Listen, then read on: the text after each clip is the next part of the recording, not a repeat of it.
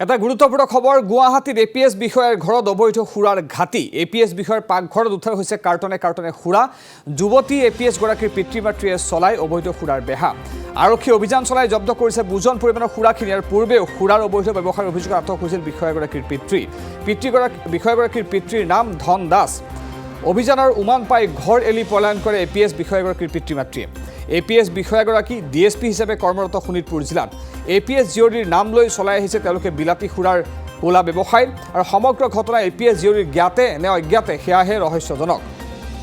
গুৱাহাটীত সংঘটিত হৈছে ঘটনা গুৱাহাটীত এগৰাকী এপিএছ বিষয়াৰ ঘৰত উদ্ধাৰ হৈছে কাৰ্টনে কাৰ্টনে সুৰা শোণিতপুৰ জিলাত ডিএছপি হিচাপে কৰ্মৰত এগৰাকী মহিলা ডিএছপিৰ ঘৰত মহিলা ডিএছপি গৰাকীৰ নাম লৈ তেওঁৰ পিতৃ-মাতৃয়ে অবৈধ সুৰাৰ বেহা চলাই যোৱাৰ অভিযোগ উত্থাপন হৈছে আজি এই কথা ধৰা পৰাৰ সময়ত অভিযান চলোৱাৰ বাবে আৰক্ষী উপস্থিত হওঁতে এপিএছ বিষয়াগৰাকী পিতৃ-মাতৃয়ে পলায়ন কৰে আমাক অধিক জনাব জ্যেষ্ঠ সাংবাদিক বিমল ভূষণ মহন্তই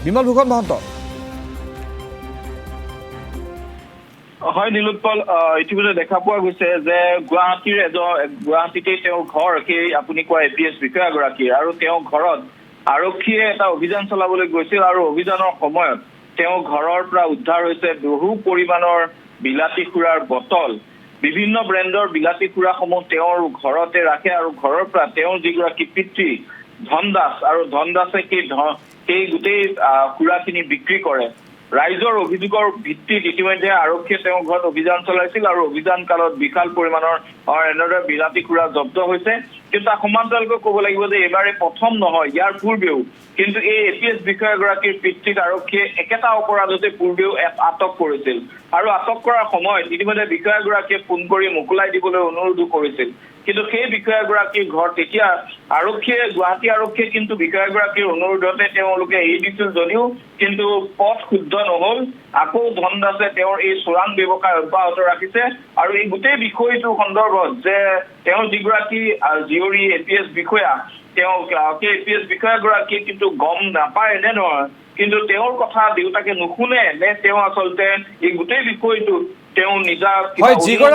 যিগৰাকী ডিএছপিৰ পিতৃ-মাতৃয়ে ঘটনা সংঘটিত কৰিছে বা এই কাণ্ড সংঘটিত কৰি আহিছে তেওঁলোকৰ জিঅ'ৰি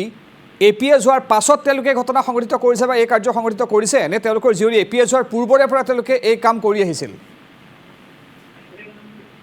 এতিয়া বৰ্তমান সময়ত পূৰ্বৰ কথা আমি নাজানো বা পূৰ্বৰ তেনে তথ্যও নাই কিন্তু বৰ্তমান সময়ত বিষয়াগৰাকী এপিএছ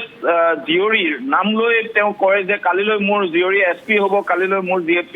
জিঅ'ৰি এখন জিলাৰ মুৰব্বী হ'ব এনেধৰণে স্থানীয় আৰক্ষী থানাৰ বিষয়া গ'লেও তেওঁ আচলতে উভতাই কথা কয় বুলি অভিযোগ আছে গতিকে জিঅ'ৰি এপিএছ হোৱাৰ সুবিধা লৈ দিনৰ পোহৰতে এনেদৰে সুৰাৰ অবৈধ ব্যৱসায় চলাই থকা আৰু তাকো এগৰাকী আৰক্ষী বিষয়াৰ ঘৰৰ পৰা এইটো এখন সমাজৰ বাবে এটা ভুল বাৰ্তা যায় গতিকে অন্তত আৰক্ষী বিষয়াগৰাকীও কঠোৰ হোৱা উচিত দেউতাকৰ বিৰুদ্ধে বা তেওঁ ব্যৱস্থা ল'ব লাগে বা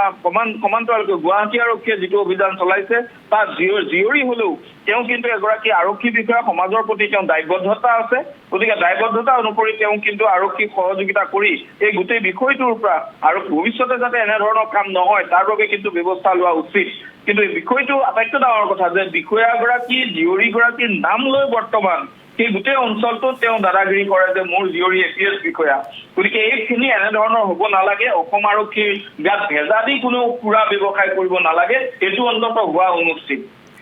হয় ধন্যবাদ জ্ঞাপন কৰিছোঁ আপোনাক বিমল ভূষণ মহন্ত তথ্যখিনি জনোৱাৰ বাবে